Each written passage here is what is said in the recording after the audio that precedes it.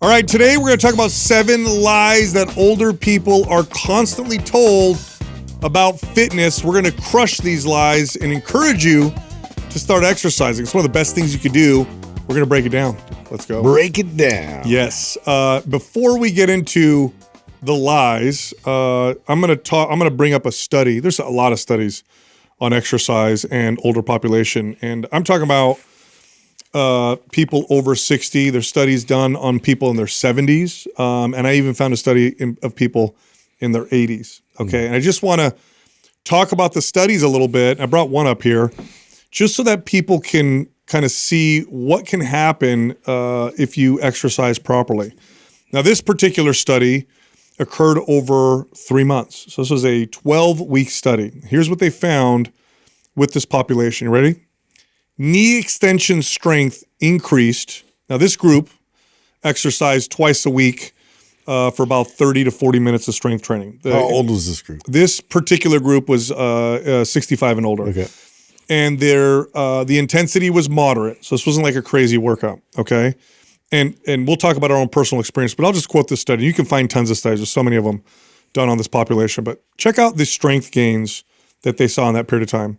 Knee extension strength went up on average 174%. Okay, 174%. Means they're more than doubling their strength. More than double. Yeah. More than double. On the low end, 61%. On the high end, there was an individual that increased their knee extension strength by 374%. Leg press strength went up 130% on average. Overall gains of strength in the upper body were between 20 to 50%. Now let's talk about muscle mass gains. There was a 10 to 13% increase in muscle fiber hypertrophy across the board. Mid-thigh girth increased by 2.7 centimeters, which correlates with the first part, which was done with a CT scan. And then functional improvements. Walking speed improved by 50%, indicating better mobility and reduced fall risk. The control group, 0 gains in anything, of course. They had a group that did nothing and they saw 0. I wonder how much was controlled too nutritionally, because I would bet that put on a high protein diet. That's right. In conjunction with there was no nutritional intervention. So this was all exercise. So I just want to point out how much more compelling this is, because in my experience, that's always a challenge. It's always been, I don't care how old or young you are, clients tend to struggle with hitting the optimal amount of protein. And so if there was no control for that, and they basically just introduced strength training, and they saw that good of benefits, imagine. I would argue if I got a hold of that same group and was like strict about, hey, we're going to also bump your protein while we do this, I bet you would see almost double that, which is crazy to think about that. Yes, 100%. And other studies will compare strength gains in older populations to younger populations, and the rate of strength gains are similar.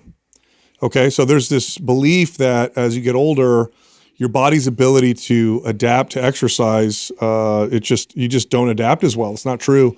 Now, your ultimate capacity changes. Obviously, your max strength at 70 is not going to be what your max strength potential was, let's say at 30, but the strength gains happen very quickly, especially when you first start exercising.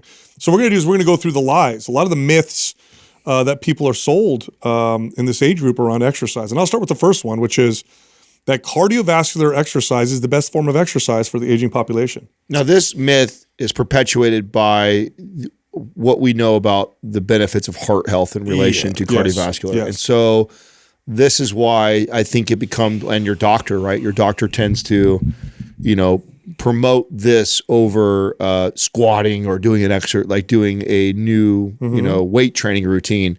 And so by default, this has been used as the main form of exercise for the elderly, and it just isn't the most ideal one. It doesn't even come close. No. Let's just talk about heart health here for a second. The data will show clearly that when it comes to overall heart health, reductions in cardiovascular events, right? Reductions in cardiovascular disease, in heart function and health, strength training is not just as good as cardiovascular training, but probably better in a few way more protective in a few other ways. And part of the reason for this now cardio is great for endurance. Okay, so if you want lots of endurance, cardio is a great way to exercise. But that doesn't mean you don't gain endurance from strength training, because you do gain endurance. In fact, the type of endurance you gain from strength training is more applicable to your life than the endurance you'll get from cardio, because strength training makes you stronger. And what you really need as you get older is strength and stability. Now, here's why strength training in many cases, and again, I'm talking about the data, actually outperforms cardio for heart health, and that has to do with insulin sensitivity. So building muscle or strengthening muscle improves insulin sensitivity, and there's a very strong correlation between insulin resistance and cardiovascular disease. We know this. We know this in extreme cases with diabetes, for example. Building muscle makes you far more insulin sensitive because, well, number one, muscle is a storage vessel for sugars and carbohydrates, but also muscle itself is insulin sensitive. Cardiovascular exercise will improve insulin sensitivity while you do it, but it doesn't contribute to this permanent change in insulin sensitivity, not nearly as much as strength training. So even just heart health, strength training has been shown to be superior. But then when we look at all-cause mortality, because you're just looking at the heart, which again, I made the case, and again, look at the data. We'll look at like osteopenia and osteoporosis, and what's the best form of training in that regard? And that's definitely weight training. Strengthening bone, reducing risk of fracture and fall and resilience if you do become cardio ill. Doesn't touch that. Doesn't touch it. So strength training, if you had to pick one form of exercise as you got older, that would give you the most bang for your buck in terms of longevity and health. The data is very, very, very clear. It's actually strength training. And then just to add a cherry on top, the amount of strength training required to reap the majority of the benefits you'll get from strength training is very little. It's actually quite little. In fact, the data will show in the aging population, 1 day a week will give you probably about 70% of all the results you get from strength training. You'll get from 1 day a week. 2 days a week gets you close to 80%. You just don't need to do a lot of it to reap tremendous benefits. And it's very protective. When you have muscles, protective when you're not doing any type of activity. Again, in my experience, by the way, in this population, the benefits they get from proper exercise are actually more profound than I see in the younger population, because they tend to come to me very deconditioned. So you see this huge turnaround. The next big lie, which we kind of talked about, is your body won't get stronger or build muscle. Oh, yeah.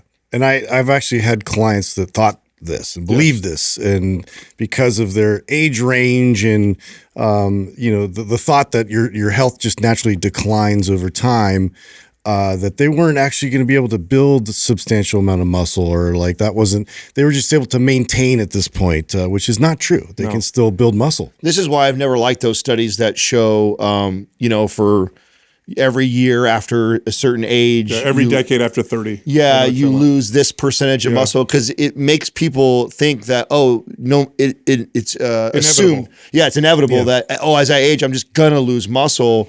When in fact, I've had many clients that never weight trained, didn't get started until they were 50, 60 years old, and had more muscle at 50 or 60 than they did in their 30s.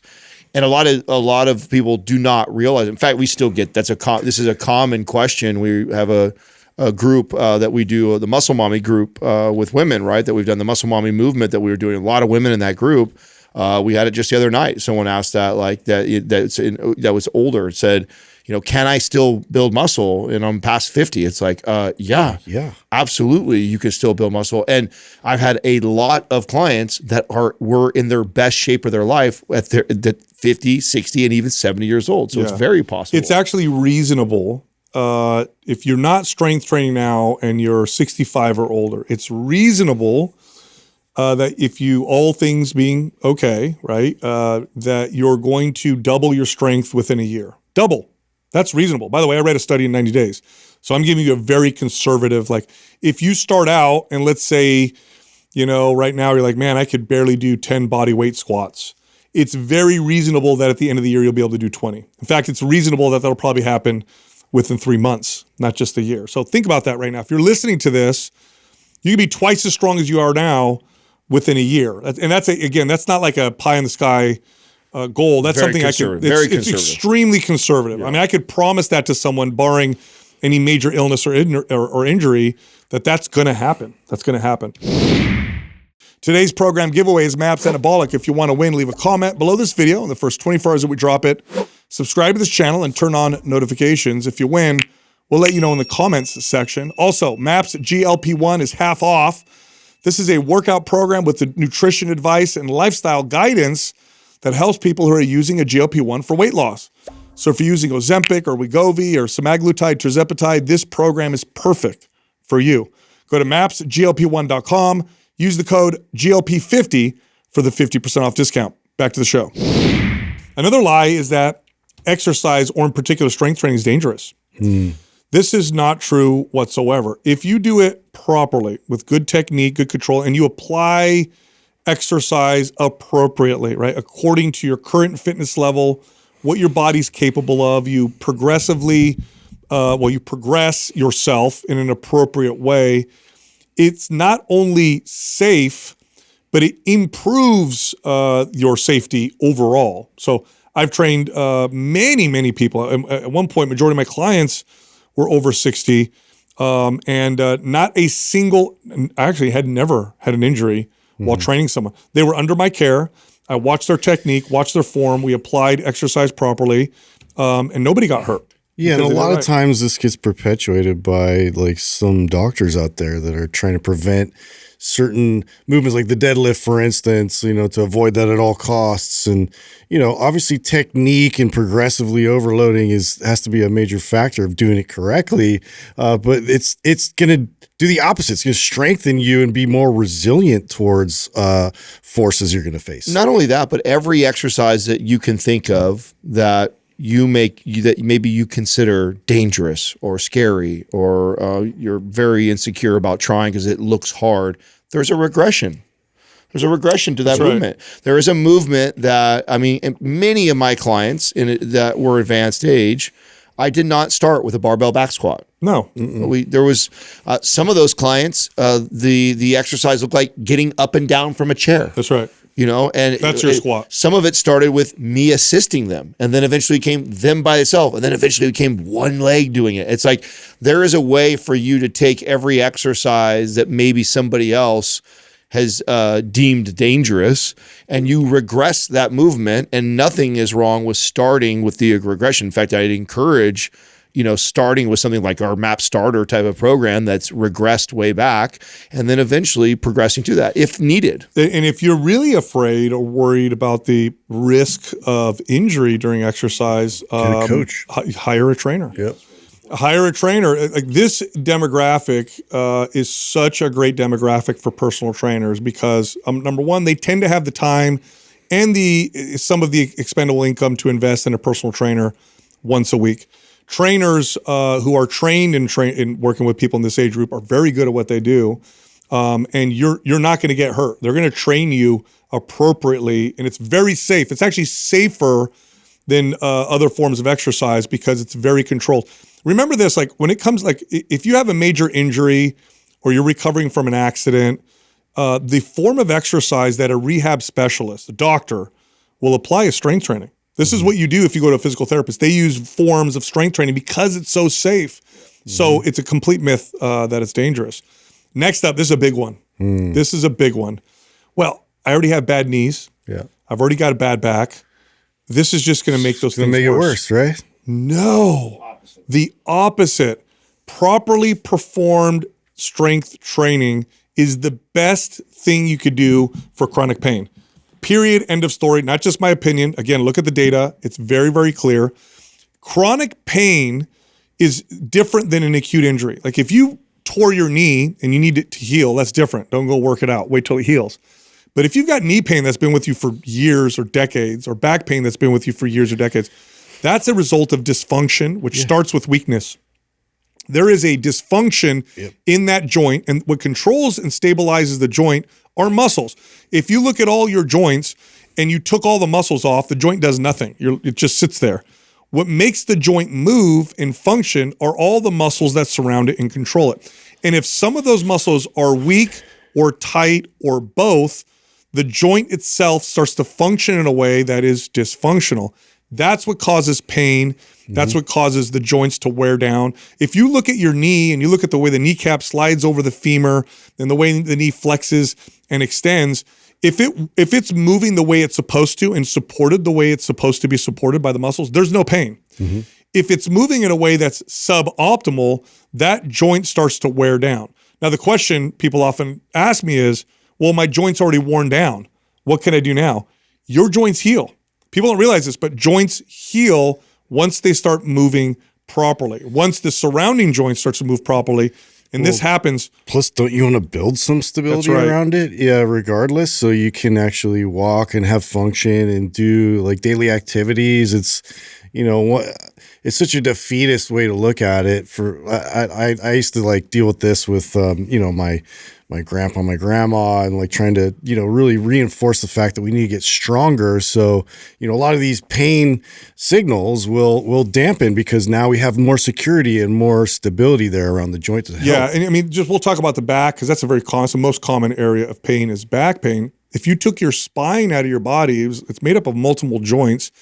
What puts the spine in proper alignment and prevents it from moving all and flexing in ways? It's all the muscles that surround it and stabilize it. Well, all chronic pain, the root of it is weakness and instability. That's it. Right? So if you are suffering from chronic pain in your knees, in your shoulders, in your neck, in your back, the root cause of that is weakness and instability of the muscles. Therefore, training those muscles to be more stable and strong is the way you alleviate that pain. Now, here's the key, because someone might be listening and saying, look, my knees hurt, and I do get up to go to walk and exercise, and when I do, they hurt. And so I need to sit down and rest them. That's the only thing that takes the pain away. So here's the difference between good function and dysfunction. So if you get up and walk and your knees hurt, there's dysfunction there. Walking more is just more dysfunctional movement. Strength training is targeted. So what a good coach or a good trainer will do is they'll look at your movement and say, okay, that's why your knee hurts. Here are the specific exercises for you that will correct that dysfunction. It's not the walking that's hurting you. It's the fact that when you're walking, there's dysfunction in the joint. And so we need to work on creating better function, moving contract those muscles and build up support systems. That's right. So as a trainer, I'd see somebody with knee pain and they say it hurts when it walks. And I do an assessment. That's what a good coach does. And then you see, okay, I could see why your knee's bothering you. And so let's strengthen these muscles. Let's loosen these muscles. And over time, walking no longer hurts you because now your joint is moving the way it's supposed to. The extreme version of that, I remember when I went through my ACL and MCL tear, and I couldn't understand why I could still walk. And I remember after they were torn. Yeah. Yep. And I remember the doctor going like, it's because of how much muscle you've developed in your legs. Your muscle is supporting it and keeping it in place. There's no stress on the ligaments, even though you don't have them and you blew them. That's how much your muscle supports that. Now that's obviously an extreme example of that, but the reverse is true, right? So if you have no muscle in your legs or in your arms, then all the stress goes to the ligaments and the joints. You getting strong and developing those muscles takes the stress off those joints, and especially proper movement, like you're saying, is that what's happening when someone walks and they feel that cramping is you're not walking properly. You're putting all the stress on the joints and the ligaments because you have no muscle to support the walking. Once you build the muscle to support walking and moving properly, you no longer have that pain. Again, and this is why other forms of exercise are sometimes not so good for pain, is because you're not targeting what needs to get stronger. So your body develops these movement patterns and your joints develop these patterns based off of, how strong and stable you are or you aren't. And if you don't correct it, moving more isn't going to fix the problem. You have to move differently. And the way that you move differently is you train the body with targeted strength training, because strength training is great because I could target specific muscles, specific movements in very specific ways, fix the problem, boom, no longer have pain. And joints begin to heal. They actually start to heal. Next up, exercise doesn't help with mental health. There is a significant percentage of people in older populations who start to suffer from things like depression. Exercise has been shown, recent study, actually huge study, just showed that proper exercise is 1.5 times as effective as talk therapy or medication. Yeah. For the most common forms of depression. Why? Well, there's a couple reasons why. One is a healthy brain tends to be happier, and a healthy brain comes from a healthy body. And muscle is like an organ. It's one of the largest organs of the body, if you consider it one. And when you strengthen muscle, you start to feel a lot better. And you can get into all the neurotransmitters and how the brain works, but the data is very clear on this. One of the first things you'll notice when you start properly strength training, even once a week, is a change in your mental health. You'll just feel a lot better. This episode is brought to you by Vuori. Go to vuoriclothing.com/mindpump. Get 20% off. The best athleisure wear company in the world. Back to the show. Next up, I'm already active. Why do I need more exercise? I garden every day. I go on walks every night. I think I'm good. I think I'm fine. If you don't send a signal to your body that says you need strength, your body will only ever be as strong as it thinks it needs to be. In fact, it starts to challenge that if you never challenge it.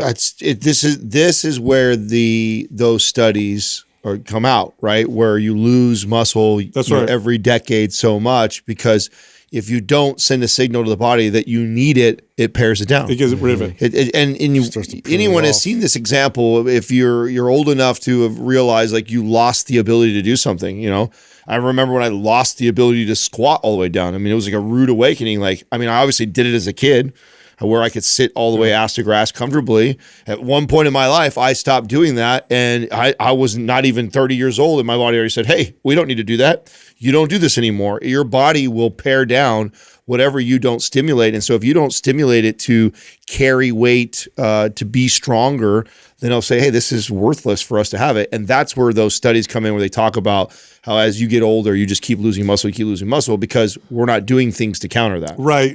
Strength, all physical pursuits, but strength in particular. And by the way, strength is the cornerstone physical pursuit. So strength contributes to all the other ones. When you lose strength, then you start to suffer. The other ones start to suffer as well. But your body's only as strong as it thinks it needs to be. So let's say every day for the last 20 years, after dinner, you go for a walk for a mile. This is your activity. It's good, by the way. It's good. It's great. It's definitely better than not doing anything. And it's definitely made you healthier to do it than to not do it. But what your body does is it says, we only need to be strong enough to be able to do this. And in fact, let's challenge that. The reason for that is your body's an efficiency machine. It's not going to make you require more energy than it needs to. Okay, it's an efficiency machine. So if it doesn't think it needs it, it starts to challenge it. So here's what your walk starts to look like. At first, you were kind of fast. Before you know it, it starts to slow down. Before you know it, your posture starts to change. Then somebody tells you, hey, you should probably use a cane. Now you're using cane. Now your body adapts to the cane. Now you need a walker. Now you're in the walker. Before you know it, you've lost that function. Strength training tells your body, we need strength. We need to be strong. And if you tell your body it needs to be strong, it will be strong. It'll keep that strength. So you're already active, which is great. Add a day of strength training. Watch what happens. And then finally, the last one, I'm too old to exercise. Your body always adapts. Yeah. It always has the ability to adapt until the day you die. The beauty of strength training is it's so individualizable. It's so adaptable. I could train somebody who's had a stroke. I could train somebody who can't walk. I could train somebody who's 90. I could train somebody who's 9 with strength training. The difference is how I apply it, the way we do the exercises, and what the techniques look like. That's it. So a good trainer, a good coach knows how to do this. And regardless of where you're at, they can use strength training to improve your strength and your function. I think I don't know if you add this as another lie or it fits into one of these, but I think you have to address this. You talk about it a lot on the podcast, on other episodes, but I think there's also this misunderstanding of how much you need to do. You don't need much to reap these benefits. I think that's got to be the other thing. You got to think, I'm 60, 70 years old and I'm just losing muscle. It's a young man's game to get back into lift and build muscle. And I don't got I have friends that are in their 40s that they claim they don't go to the gym because they don't want to spend 7 hours a week in the gym to look like a certain way. And it's like, oh my God, you have such a misunderstanding of what it takes to build a strong physique. It does not take anything near that. The amount of strength training, this is backed by data, that is required to prevent muscle loss. That's it. You're just going to keep yourself from losing muscle is about once every 2 weeks. Once a week will actually have you building muscle. That's how little you need. Twice a week, you're going to get about roughly 80 to 85% of all the potential benefits. Potential benefits. So I'm not saying you're going to slow down your progress. That means that your ultimate potential of strength, you'll get about 85% of the way there with about 2 days a week. But 1 day a week gets you a lot of the way there. In fact, when I think back to all the clients I trained in this age group, they all train with me once a week. I had nobody over the age of 65. Actually, I take that back. One person. I had one person over the age of 65 that worked out with me more than once a week. Everybody else was once a week. We'd come in, we'd do about 4 or 5 exercises. They would leave. Profound benefits. Yeah. So you don't need much. Look, if you like the show, come find us on Instagram. We'll see you at Mind Pump Media.